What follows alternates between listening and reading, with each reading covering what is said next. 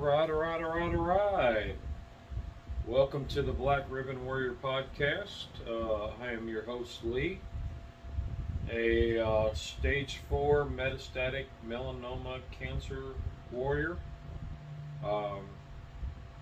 Currently, I'm about 8 months, roughly. 8 months. 8 months in surveillance mode. So, I'm joined by my lovely bride, caretaker, and honey, darling, and dear. Hey. Howdy, baby. How are you? I'm good. How are you? Been tired. I caught this virus that's been going around for the last 2 weeks, and it's really taking its toll on me. And I think I expressed this last week with you. That and that's why we haven't broadcast anything. This is episode 32. I was sick a couple weeks. Yeah. I was sick a couple weeks. This thing is really taking its toll on us, and I don't know if I want to say the irony in it, but the thing that makes me go uh-oh is in December of 2020. I got really sick, similar to this. Mm-hmm. Similar to, not the exact same, but pretty similar. And right after, like a week or so after that, it was in that same time frame that I discovered the lymph node was inflamed. Mm-hmm. And, fast forward 6 months later, and we're like, discovering the brain tumor stuff, that it was cancer. Yeah. So where we were kind of written it off as, oh, this is the pandemic, the virus before the virus was big. Right. Well, it was big. It was big. It was big. It was the year it was big. It was 2020. But I guess I'm looking at it going, this is where we didn't know if that's what it was or if it was a cancer. Right. And being that I came down with almost the exact same thing. I would be more concerned if I wasn't sick the week before. Yeah. I think that's the only thing that makes me say it's not the same thing. It's nowhere near, because I was sick with all of your same symptoms the week and a half before that. So, I mean, it's most likely that whatever I had, I gave to you. Yep. And I think it's taken your toll, because for the last 2 years, you've been on really strong medication to amp up your immune system. Yep. The immunotherapy, that jacks your immune system all the way up on high. And now you don't have that protection. Yeah. So that's been what's going on and where we've been. I think last episode, we were going to talk about this lady that I found on Instagram, mm-hmm. who runs a podcast called Sailing Through Life. She's got her own cancer stories. And the episode in particular that I was discussing then was, there is an app that, I forget what it's called now, but you basically take a picture and you monitor your areas of concern. Okay. There is a place to submit. Now, I keep getting into doing other things and lose track, but there's a way that if you submit it to their database, I guess, or whoever's looking at it, and they can send you a message back like, go see your doctor ASAP, or this doesn't look anything, because in this app, when it goes in for review, if you submit it for review, then it goes and they look at it and they can go like 2 to 3 millimeters deep. And I don't know. I thought that was kind of interesting, but it's more of an app. From what I gathered, I think it's more for self-surveillance. Yeah, I think I hear what you're saying about it, and I haven't looked into that. Like, I did listen to the podcast, but I hadn't looked into that app. That would make me. I think it could also be really scary. Yes. Because if for some reason your picture had a shadow on it, it could look like this, and then, I don't know. I don't know how it all works, and I'm not saying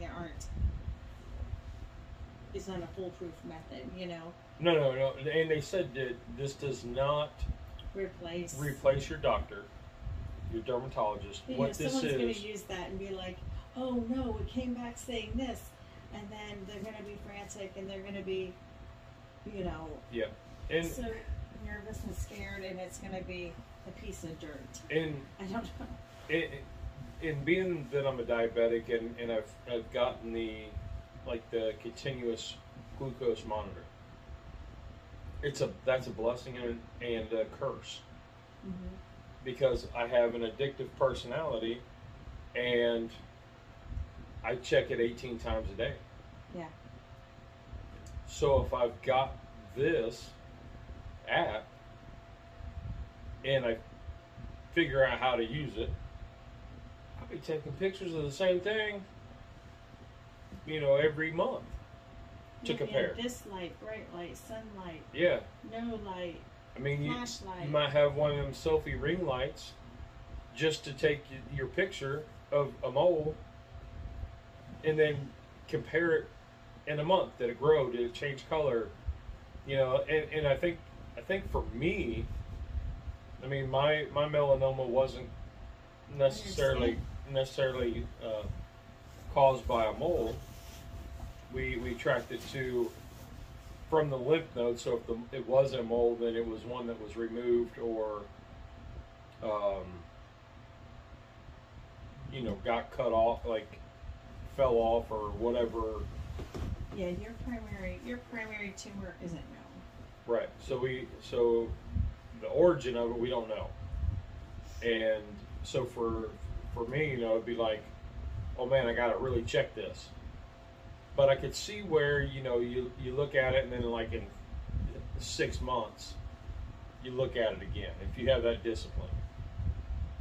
Yeah, I don't have that discipline. I don't. So, I don't know. And I think it could excite a lot of fear. I mean, it's kind of like with every good resource, there's an element of fear.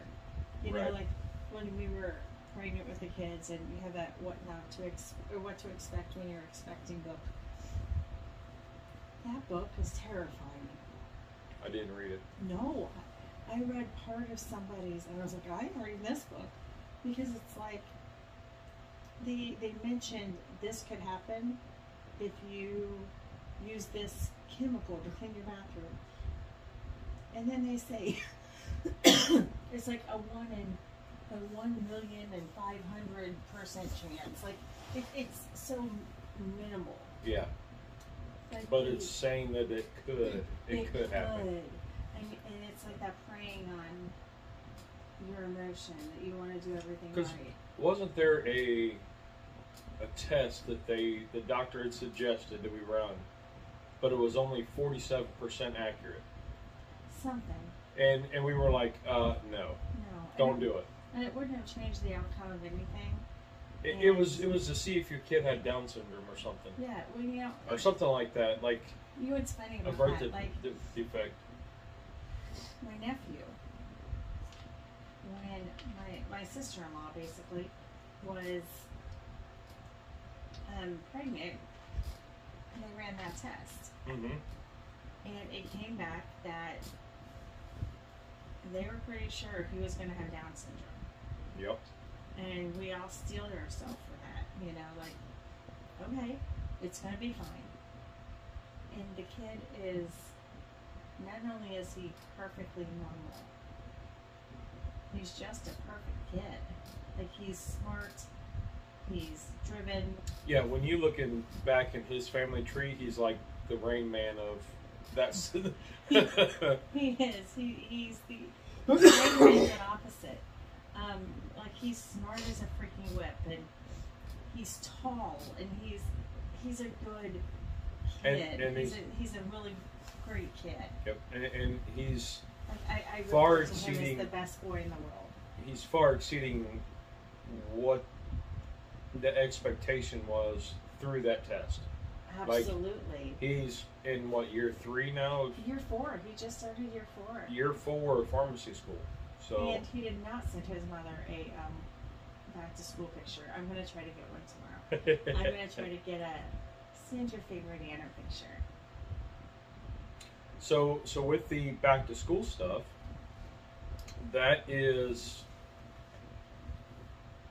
another milestone that we're having that I am blessed, absolutely blessed, to be a part of. Yeah.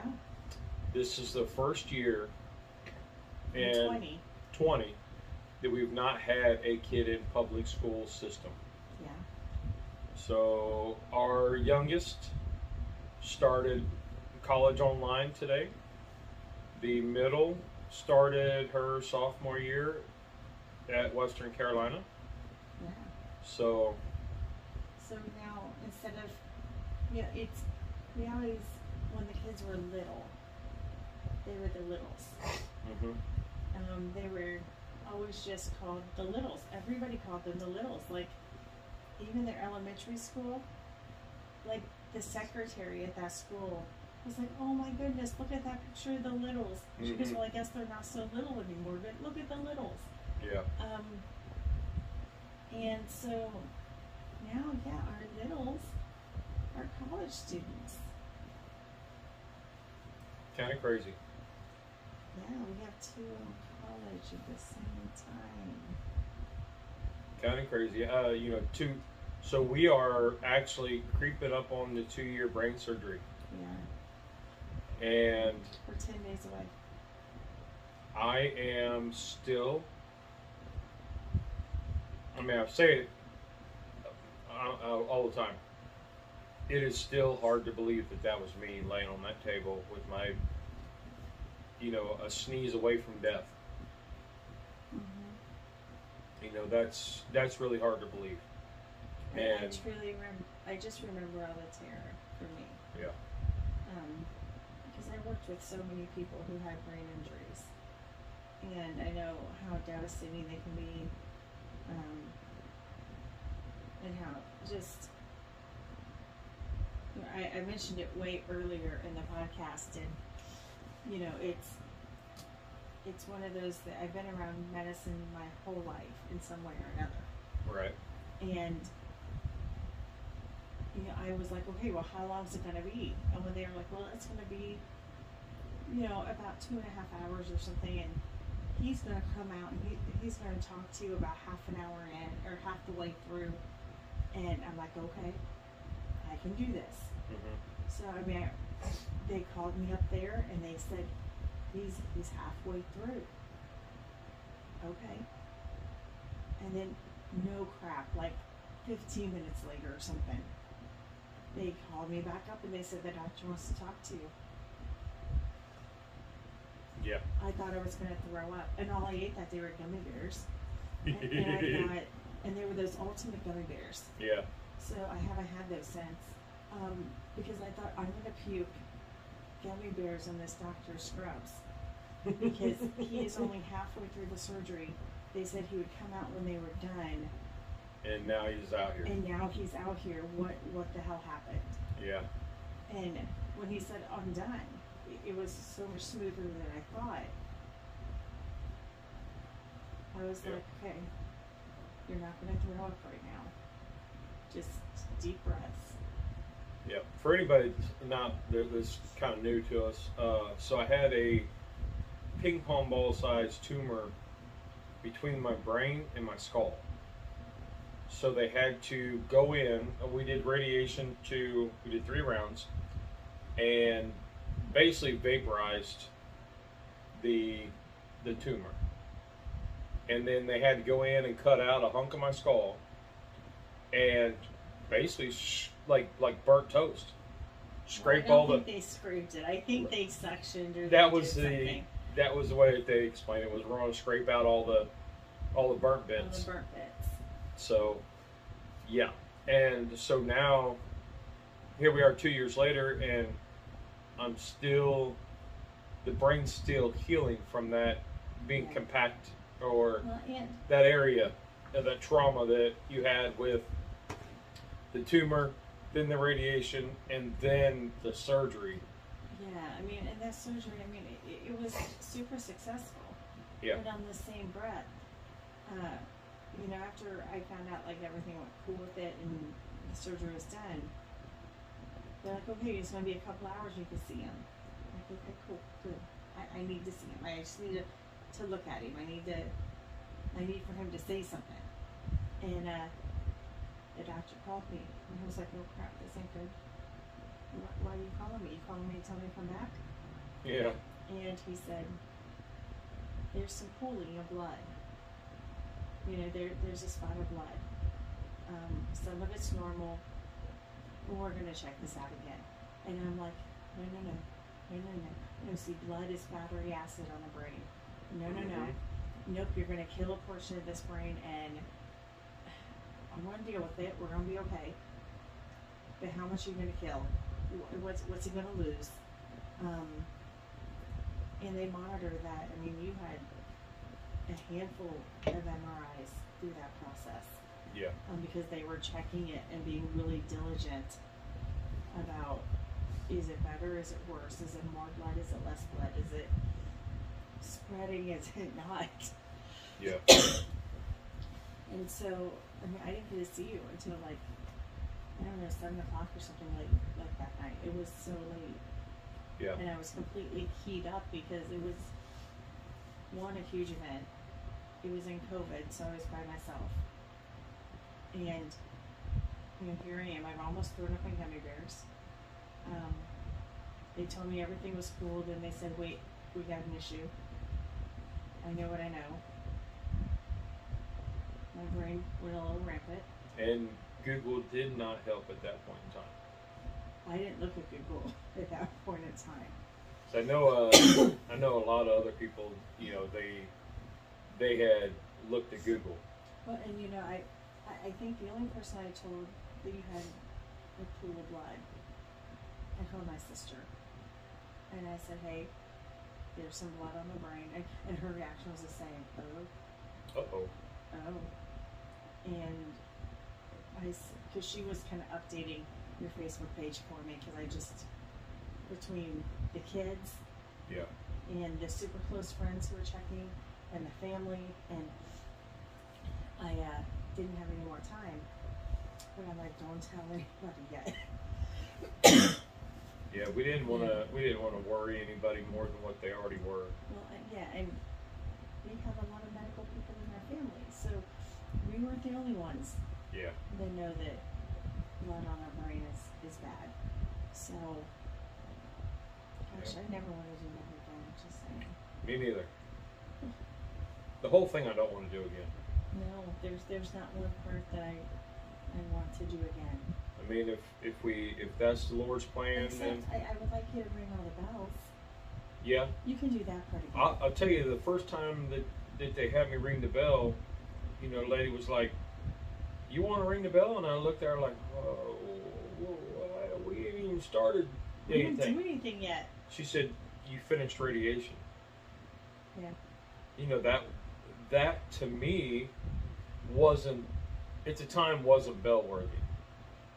Because I didn't do anything. You know, I would just... We still had all those tumors. I showed up, and we haven't even done brain surgery yet. We haven't started treatments. We're still, like, new into this, and they're like, it's a milestone. Oh, so they had to kind of explain to me, and being that my brain was literally fried, so it was literally fried, and they had to kind of explain to me, and yeah, you can ring the bell. So, yeah, you can ring all the bells. You can even be a bell ringer if you'd like. We're cool with that. And you know, when I finished my immunotherapy, the last treatment, the lady was like, "I'm bringing you a bell," and I was like, "What?" I'm very sad that I missed it. Yeah, but she recorded it for me, so I know, but it's I've got it, and yeah, that's one of the, I don't know, one of the very few milestone pictures that I have up. I mean, our wedding day, and then this. Yeah, there's not a whole lot of other pictures that I hang up. I purposely hang up of me. Right. And that is one that is prominently, or I should say proudly, in the living room by my mask that I had to wear for radiation. Yeah. Which I've heard how to preserve it. I've got to get a jar of shellac and paint it on. Is it going to crack and go bad? They said it will deteriorate over time. Oh gosh, no, we don't want that. One guy on Facebook had said that he's had his for 34 years, and he coated it shellac and it held up. So I got to do that yet.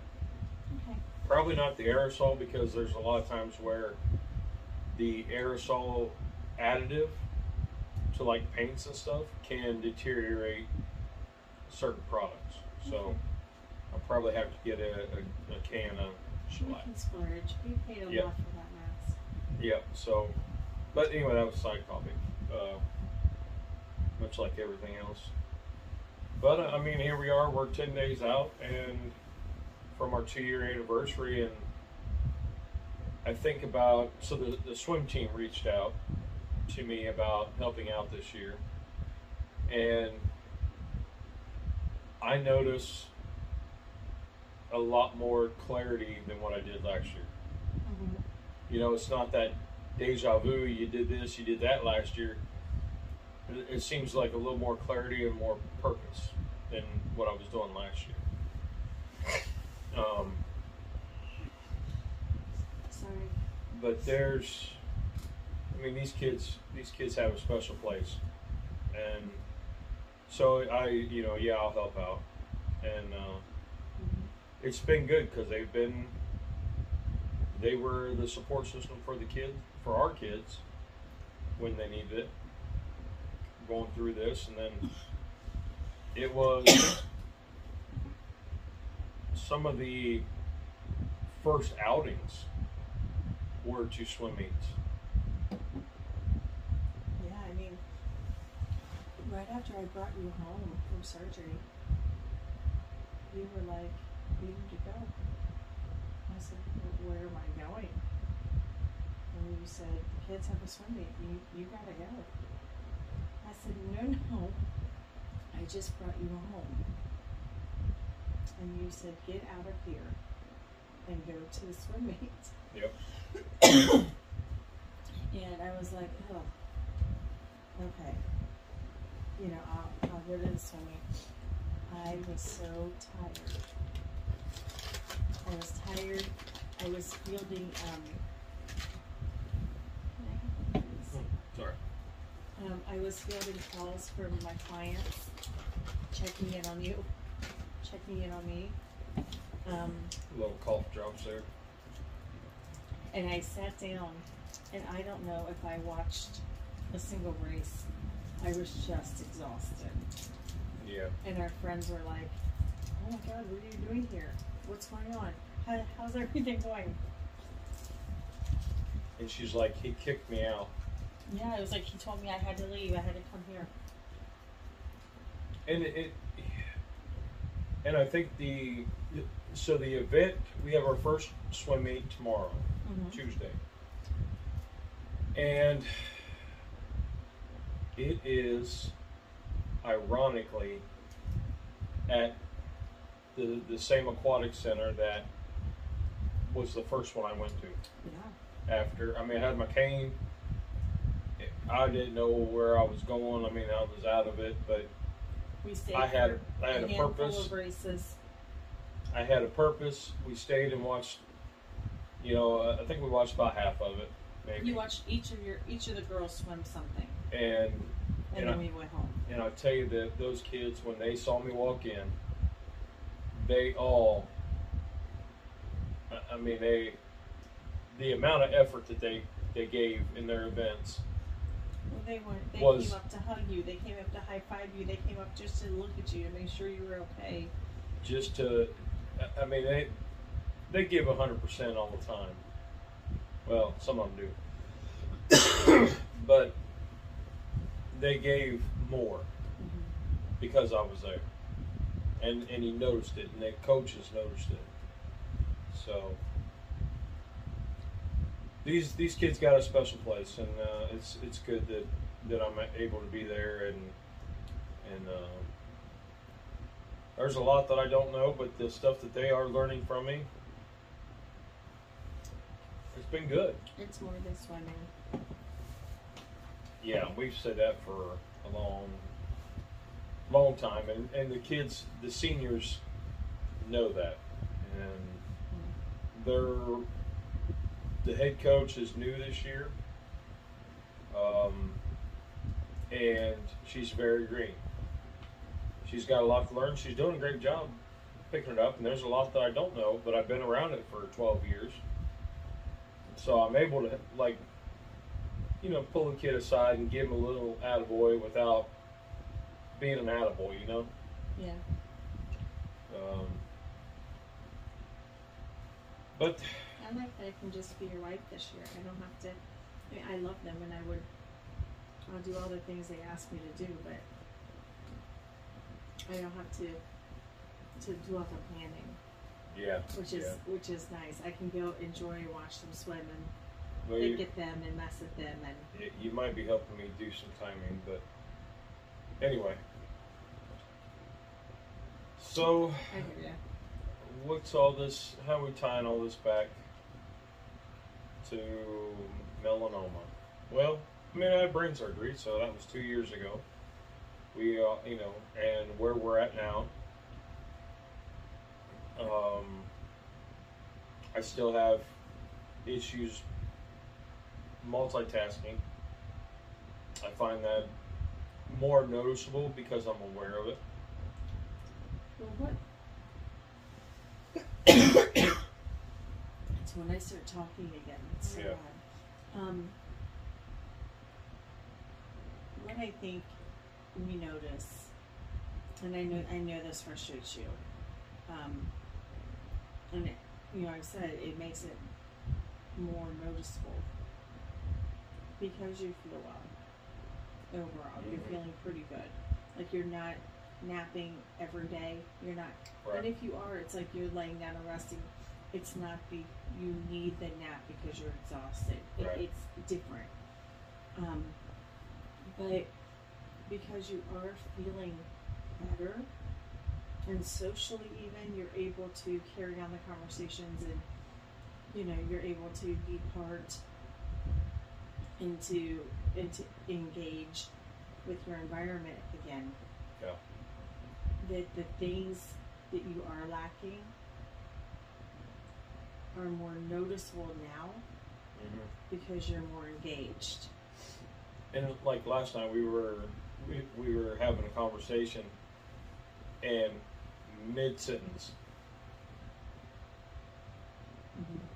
I blanked out, and I looked at the guy I was talking to, and I was like, I have no idea what I was just saying or where I was going in this conversation. And he just smiled and said, "Brother, it's okay," because he's been around us for this whole time. You know, so I think that's the thing, is because you look normal, you look healthy, you're engaging more in stuff that for some people, they're like, he's back to normal, everything's okay. And then you hit a roadblock and they're like, what the hell is that? Yep. Well, this is the new normal. And you made huge progress in 2 years. Maybe this is it. I don't know. Maybe the progress going forward is gonna. Maybe this is it. This is where it's gonna be really, really slow. Yeah, I got asked the other day about, if I could go back to work or, anything like that, and I said, man, right now I can drive across town and I'm okay. But if there's heavy traffic, I'm sorry, honey. If there's heavy traffic or interstate or, anything raining, I'm having a hard time with that. And driving at night, short distances. Well, and you're not. You always have had an ADD way about your driving. Like, you can think about something, you get looking, and you're like, ooh, what's over there? The problem now is that's happening more. Yeah. Like, you're losing your focus when you drive, or you're staring straight ahead and maybe not noticing the light turned yellow. Well, not noticing something that's going around behind you. So you were always really good at knowing all of your surroundings. Yeah. And now knowing your surroundings and driving, you got to pick one.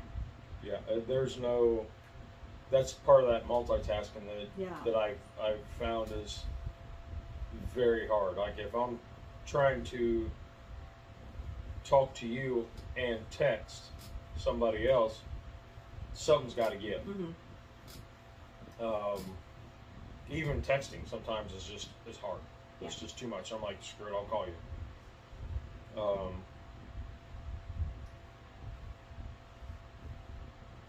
don't know. It's just that kind of executive kind of functioning, which that part of your brain wasn't touched, but it is what it is. Well, the whole thing's still healing from the major traumas that it had, and the medicine, and it's a whole mess of things, and we're not going to know half of how it all worked in your body and changed your body makeup and stuff. And so a lot of people, they have the skin cancer and they're able to work and they're able to do all this stuff, but the problem, and that's where they're like, oh, you had melanoma, you should be good. Well, yeah, it affected my brain, and right. that's the part that changed it up. Changed the whole dynamic of. You didn't just get a mole cut off. Right. It wasn't you dug too deep and tore some tendons or anything like that. This was in the brain, and that's the part that is still hard for me to believe. And here I'm almost 2 years out, and I'm like, it's starting to be real. If that makes sense. So that just a little reflection there. It's been a long road. It has, but it also, there's periods, maybe because we've been dealing with that, and on top of all the other things we deal with, like cancer didn't shut us down. Right. We kept plowing forward, and we kept chugging through and trying to make sure all of the kids had everything they needed, and we were there for them, and we were supporting what their goals and dreams were. Like, it didn't shut them down. We didn't let it shut them down. No, we started staying home a little bit more just because of germs and illness, and you didn't feel well, and things like that. But once you started feeling better and you felt, okay, I'm going to go do things, so we started doing things again. Mm-hmm. And I thought about it, like, I dealt with somebody a couple weeks ago who was just diagnosed with cancer, and she was very, very much hiding all of it. You know, she's like, I don't want my medical information on this form. I don't want anyone to know. I'm not sending it to you. Oh, okay, well, okay, you know, that's your choice. And then she finally said that she was diagnosed with cancer, but she didn't want anyone to know. Almost like she was embarrassed about it. And I'm like, there's nothing to ever be embarrassed about. But we didn't hide from it. We kind of embraced it, and we said, well, if you're going to be here, you're going to be part of our lives, because we refuse to stop. And it touched every aspect of our life. Yeah. Every aspect. Mm-hmm. So I think because of that, we were on the go all the time. We were moving all the time. That it went so fast. And I was thinking about that because I drove over to practice. It was across town.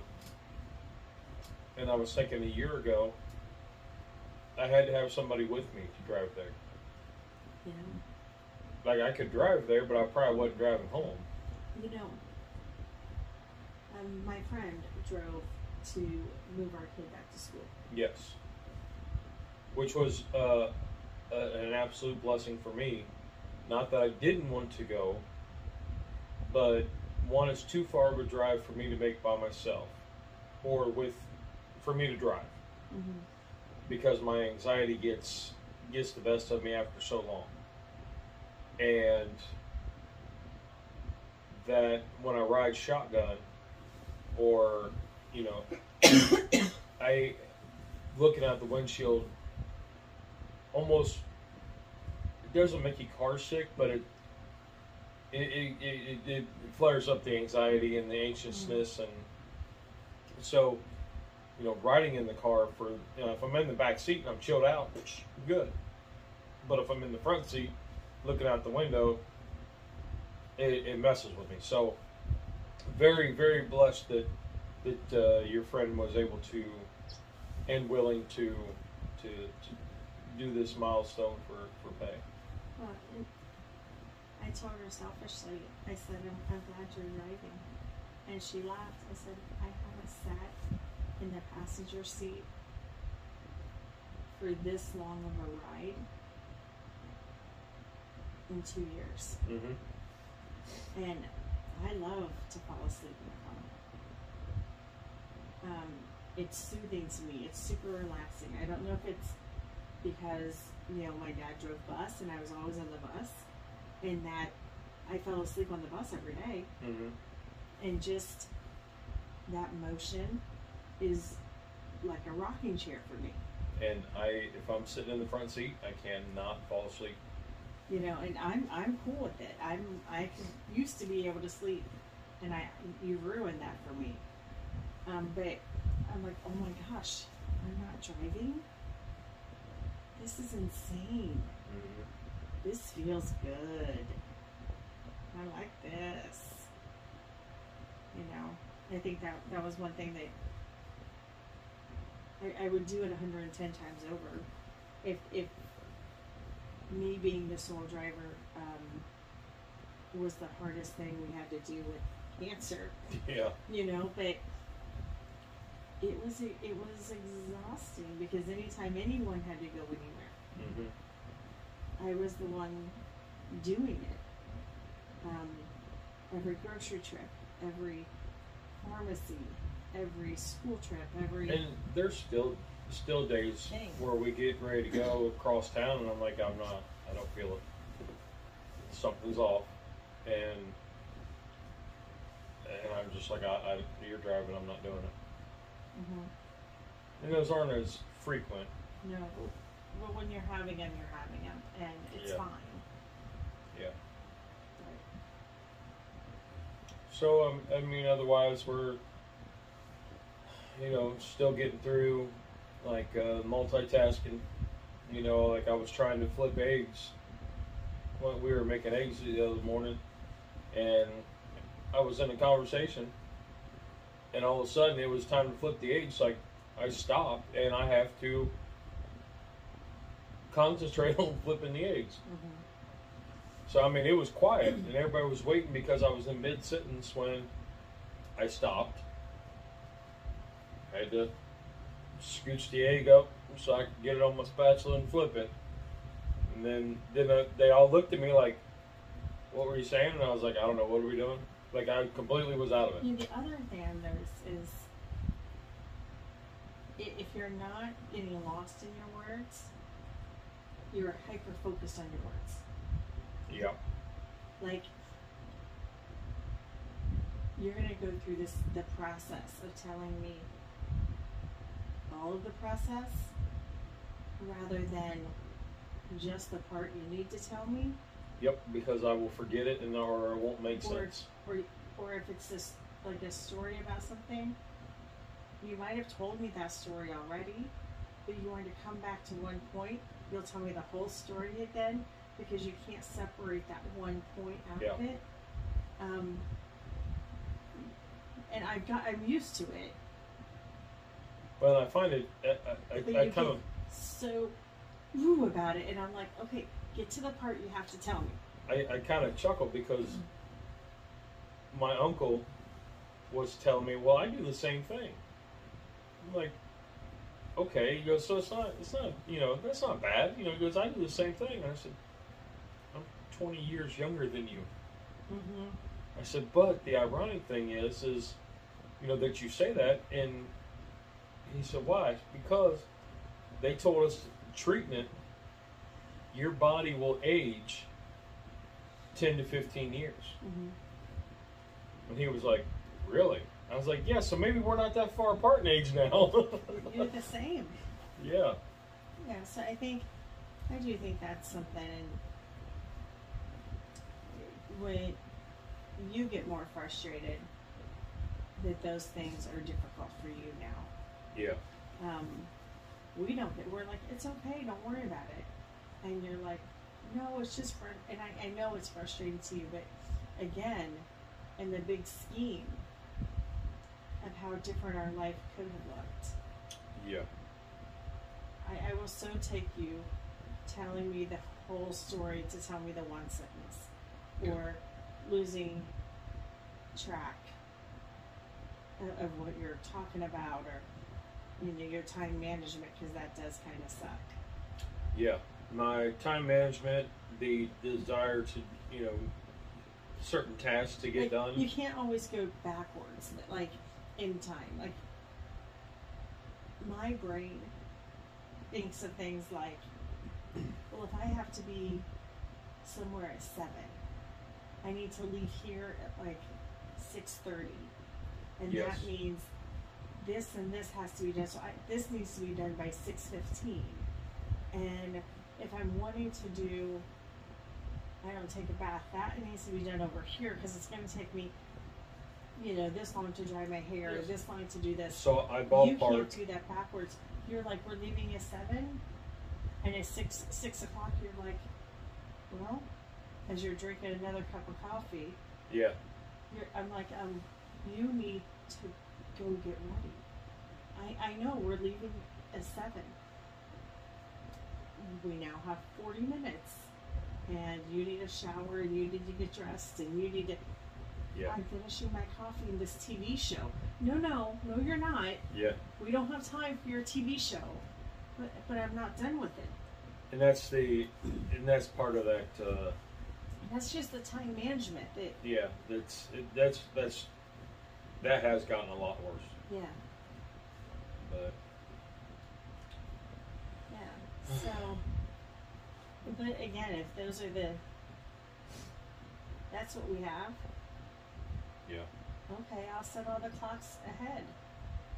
Well, and I kind of like when we go to like practice. Practice starts at 5:45. I got about a 20 minute drive, just cross town, depending on traffic, and it's 5 o'clock. I've got it in my head at 5 o'clock. I need to make a cup of coffee. Because that is the first step in getting myself out the door. Right. Like you're very. So it's like strategy driven. Not 4:58. it has to be 5 o'clock or 5:05, like in that time frame. You're very strategy driven now. Yeah. I'm And not that's quite sure okay. what that means, but okay. It means you have a way of processing it, of what you need to do to be successful. Like, these are the steps I need to take to have this outcome. Yeah. Yeah. So like when I work with kids and they need to be able to put on, I don't know, their socks, we teach them a strategy to help them know where their hands go, or you know, so just a clue, almost clues is what strategies mean. Okay.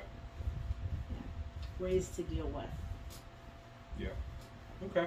You know, like before cancer, when we were just diabetic, when we Yeah. were just diabetic, and you would get on my last nerve, my strategy was to make black eyes and feed them to you because it would make you fall asleep, and I would have about 3 hours without you just driving me crazy. Yep. And then That was a strategy. That was 3 hours that she would have peace and quiet, and then absolute grumpy crappiness the next day and a half while I was working through my system. You know, but that's a strategy. But I noticed A plan. I notice a lot more because like this week I've not felt good this last 2 weeks, and I've not been watching what I eat. I just kind of eat. And Well, the good part is we also aren't going to the grocery because we feel like kind of like sludge. yeah, So if it's So not, it's not- here in the house, it's not been terrible, but we're not eating it. it's not been terrible, but it's like, if Cub brings something in, she's like, hey, and then we're like, ho, ho, ho, look at that. So then I feel worse because I ate more starchy stuff or, stuff that I don't normally eat. Right. And I think that's, I don't know where I was going with that, but maybe this is one of those things that you pay attention to that, if I have a bowl of rice, I know I'm gonna hurt tomorrow because of the starches and the inflammatories in it. Well, And that's you my chose choice. to eat the rice tonight. That was my choice. I gave you a little serving I don't know. with the meal, and then you said, I'm going to eat the rest of this. And I said, well, okay. Yep.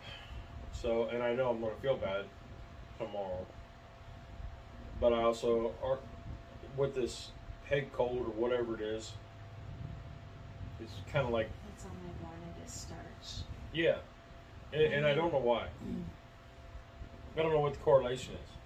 Well, It's not chicken soup. I made potato You want soup, and you want didn't taters. want it. Yeah, I don't know. No. I made it, and you didn't want I it. have been very good at not falling back to taters. Yeah, well, you don't like my soup, but But it's what I needed. yeah, it's that comfort food. Yeah, macaroni and cheese sounds really, really good. We have healthy noodles. Yeah, we got some. We can make mac and cheese with What are they? healthy noodles. Chickpea noodles. And we got some zucchini noodles. I don't like those. I Yeah. want the chickpea ones. Yeah. No, I was thinking comfort food sounded good. It does. And that's kind of where we are. It does. Not bad food. I mean, it's just, and because we're coughing and our throats are sore, we're eating like little bits. Yeah. Yep. Little bits. It's fine. We'll make it through. Yep. That we will. So. Well, Yes. I mean, we kind of rambled about Yeah, we got everywhere, but it's okay. about the 2-year anniversary coming up. Yeah. I think that's a pretty big milestone.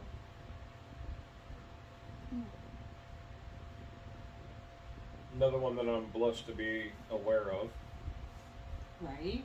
Yeah, to be aware of it. But this whole thing's a whole new adventure. I'll tell you that. Yeah, I mean, it could have gone 100 different ways, and so far we've been lucky, and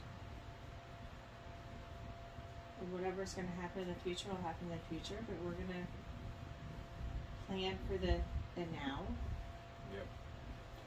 So if y'all get a chance to check out the Sailing Through Life podcast, check it out. She talked, I didn't know what to expect when I listened to it. And they're short. They're like 15 minutes or... Yeah. And she was talking about her feelings around the cancer. And I'm like, yeah. Felt that. I know that feeling. And so it's nice to hear another person saying the same things. That for being happy that she was doing well. There's also a side of her that hated it because she had to be doing well. You know, like... Right.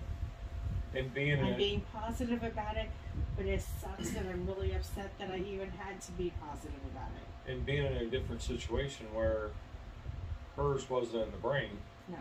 So she still had mom duties and treatments and stuff like that. So, you know, completely different take on the same crappy turn of life-changing event.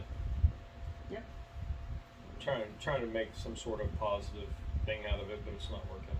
Well, the positive thing is that she did say something that we keep saying is how you see it impacts how you feel about it and how well you handle it.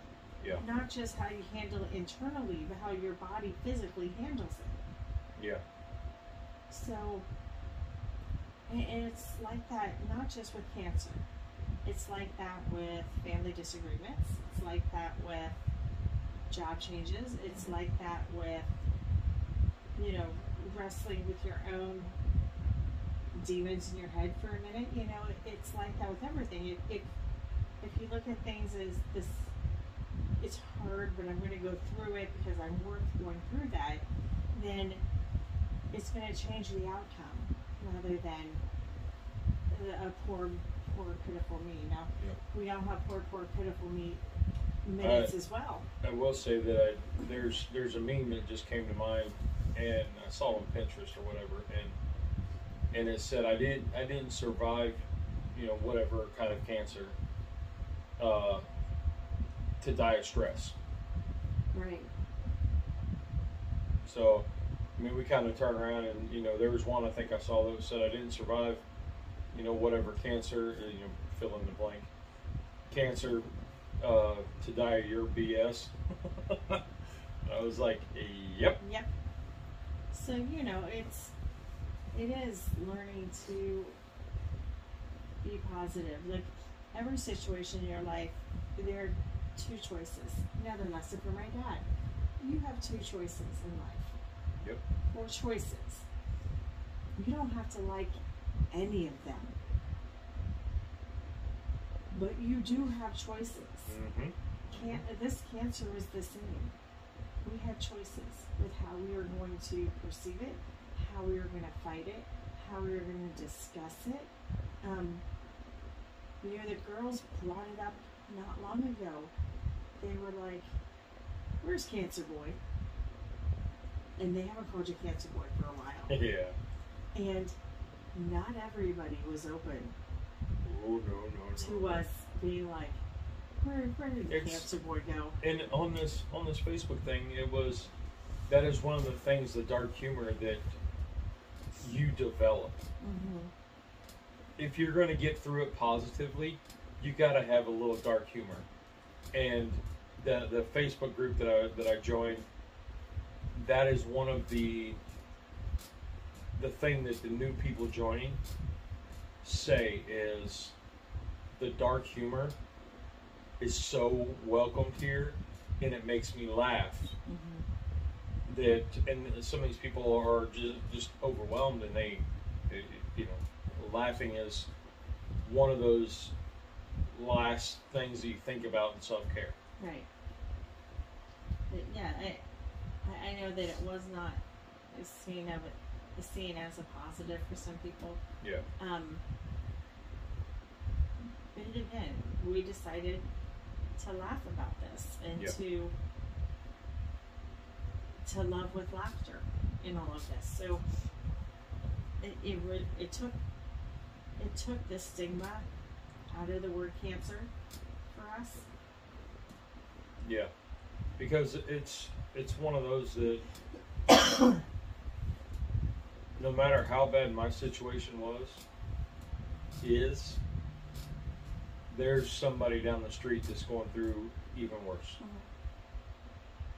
And they deserve just as much help, if not more, than I do. And that's the way that I feel about it. And so I was always one that put other feelings or individuals ahead of myself. I was always the last one.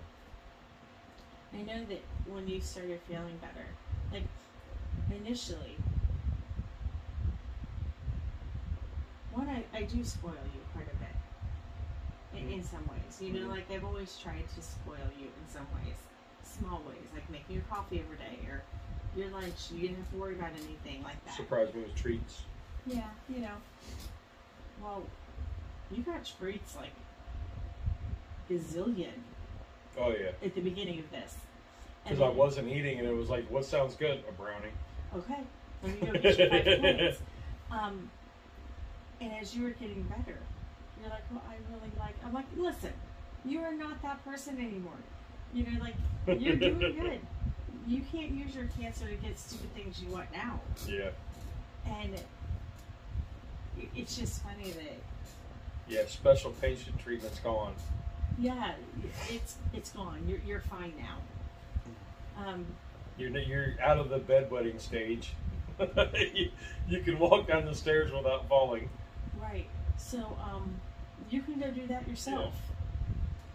Yeah. But Excuse me. It's one of those that I'm glad that I don't have to baby you anymore. Not because I don't want like babying you, but and taking care of you. But I'm glad I don't have to. What I noticed it did is it brought us to a new level of respect for each other. And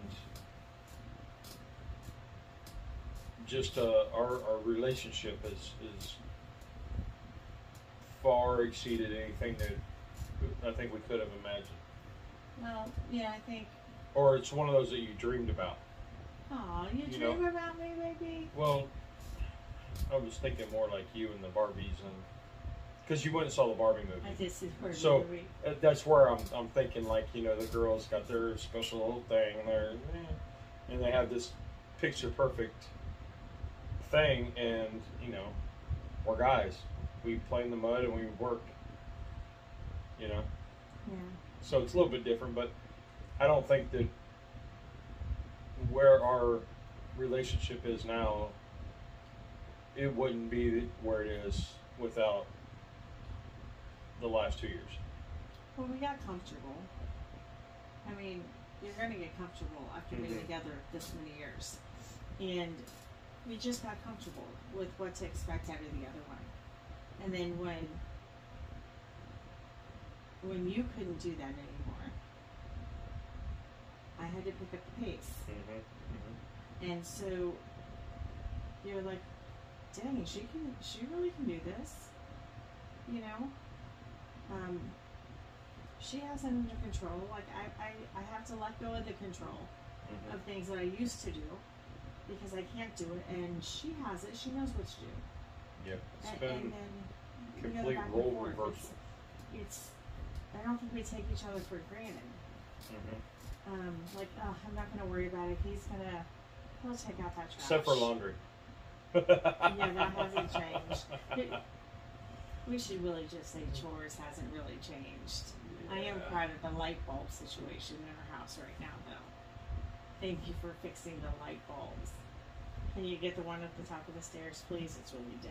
Yeah, no, I'm working on that. But you know, we don't take each other for granted. Yeah. And we enjoy being in the same space together, knowing that we don't enjoy watching anything of the same thing. Well, and I think when we do But we go to like to do be stuff, in the same space. when we do go to do stuff, it's more purposeful. Mm-hmm. It's not like, you know, just, oh, you're hungry, let's run through and grab something, you know, and Yeah. brown paper bag it to the house. You know, we go and we sit down and we have a nice chat, and Yeah, yeah, I lost where I was going. it's okay. But anyway, so It's pretty like, pretty big milestone coming up. yeah. So, but like I was saying, check out the Sailing Through Life podcast. Check her out on. I found her on. Was it the podcast app? I think that's where I found her. But she's on Instagram. Check her out. Well, shoot. I don't know. I guess we're out of here. We're out. It's late tonight. We kind of had Yeah. a late start. So, but just be kind to everybody. You never know what somebody else is going through. You know, they may be recently diagnosed. They may know somebody that's having a hard time with it. You just never know what somebody else is going through. So, treat them like you want to be treated, if not nicer than what you want to be treated. So, all right, well, let's get out of here, and we'll see y'all on the next one. Bye. Bye.